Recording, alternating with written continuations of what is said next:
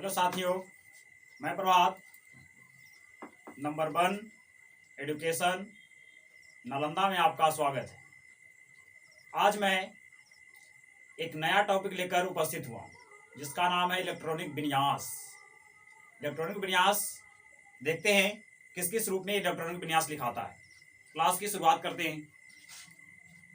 देखिए, इलेक्ट्रॉनिक विन्यास क्या होती है, यानी इलेक्ट्रॉनों का वितरण। इलेक्ट्रॉनिक मतलब इलेक्ट्रॉन। हम लोग जानते हैं कि एक परमाणु यानी कि एक जो परमाणु होता है, यानी जो परमाणु होता है वह 3 मौलिक कणों से बना होता है, एक प्रोटॉन, एक इलेक्ट्रॉन और एक न्यूट्रॉन। वही कहता है इलेक्ट्रॉनिक विन्यास का मतलब है इलेक्ट्रॉनों को विभेदित करना, इलेक्ट्रॉनों को बांटना ही इलेक्ट्रॉनिक विन्यास कहलाता है। इलेक्ट्रॉनिक विन्यास हम 2 तरीका से देखते हैं।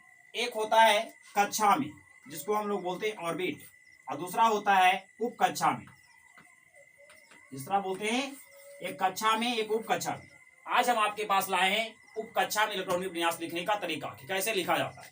देखिए क्या करा कि परमाणु के आंतरिक यानी परमाणु के अंदर, जब परमाणु के आंतरिक संरचना संबंधी आधुनिक जानकारी के अनुसार प्रत्येक कक्षा या सेल में कई उप कक्षाएं या सब सेल होते हैं। मतलब कह रहा है कि परमाणु को जो आंतरिक संरचना होती है उसमें एक कक्षा में कई उप कक्षाएं होती है। जैसे कक्षा आप लोग को पढ़ने के लिए आएगा तो कक्षा क्या होता है, इस प्रकार से होती है, इस प्रकार से होता है, और बीच में एक नाभिक होता है जिसमें प्रोटॉन और न्यूट्रॉन होते हैं, और कक्षा में क्या होते हैं, इलेक्ट्रॉन भ्रमण करते हैं। यही जो होता है इसको हम लोग के, इसको एल, इसको एम और इसको एन, यानी इस सबको जो रहेगा, यानी इधर से जो होता है नाभिक से जो जाता है वह होती है कक्षाएं। और यही करा है कि एक कक्षा में कई उप कक्षाएं होती है। वही लिखा है कि प्रत्येक कक्षा या सेल में कई उप कक्षाएं होती है। उसी को इंग्लिश में सब सेल कहते हैं, हिंदी में उप कक्षाएं कहते हैं।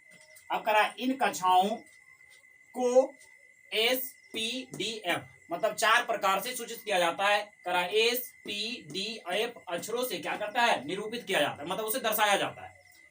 करा जिस तरह प्रत्येक कक्षा में उपस्थित इलेक्ट्रॉनों की अधिकतम संख्या निश्चित होती है, उसी प्रकार से एस पी और डी मतलब कि उप कक्षाओं का भी सभी का मान निश्चित होता है।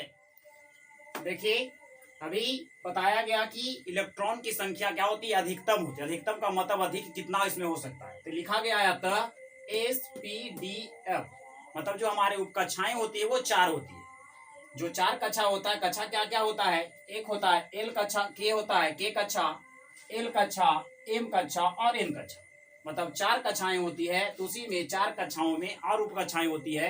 उस उप कक्षा को एस से सूचित करते हैं, डी, एस पी डी एवं एफ से, मतलब 4 हो गया, एस पी डी एवं एफ। उप कक्षाएं में इलेक्ट्रॉनों की संख्या क्या होती है, एस में होती है 2 रखा जाएगा अधिकतम, पी में 6, डी में 10 और एफ में 14।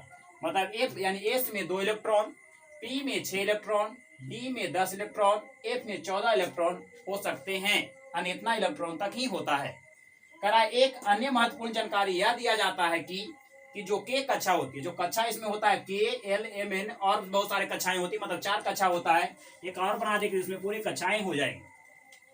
तो करा के कक्षा को हम लोग N1 से सूचित करते हैं। में केवल सिर्फ एफ उप कक्षा पाया जाता है। कौन सा उप कक्षा, एस।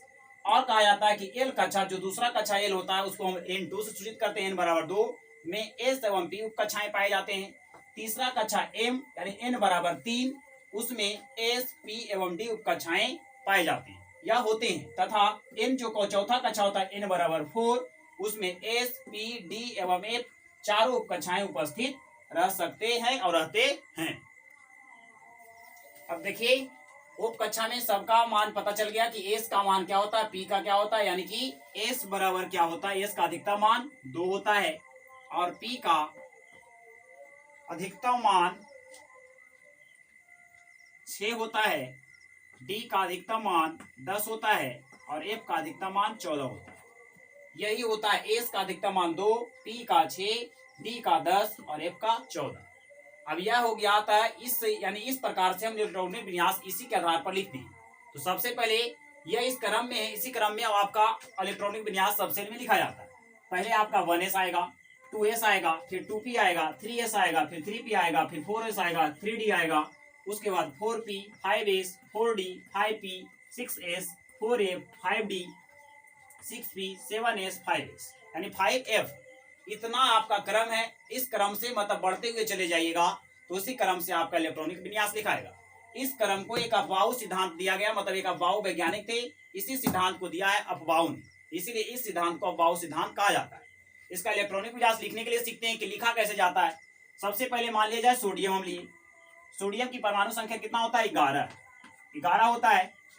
अब इसका इलेक्ट्रॉनिक विन्यास लिखेंगे तो सबसे पहले क्या लिखेंगे 1 वाला लिखेंगे, यानी सबसे पहले लिखाएगा 1s, s का मान कितना होता है अधिकतम 2 होगा, फिर कॉमा, अगला किसका आएगा फिर 2s आएगा, 2s पर भी अधिकतम मान कितना होता है 2, फिर अगला मान क्या आएगा 2p आएगा, और p का अधिकतम मान कितना होता है 6 हो गया, यानी 6 2 8 यानी कि 6 4 10 हो गया। अगला क्या मान आएगा 3s आएगा, तो 3s पर कितना बच गया 1, मतलब इसका इलेक्ट्रॉनिक विन्यास इस प्रकार से लिखा गया।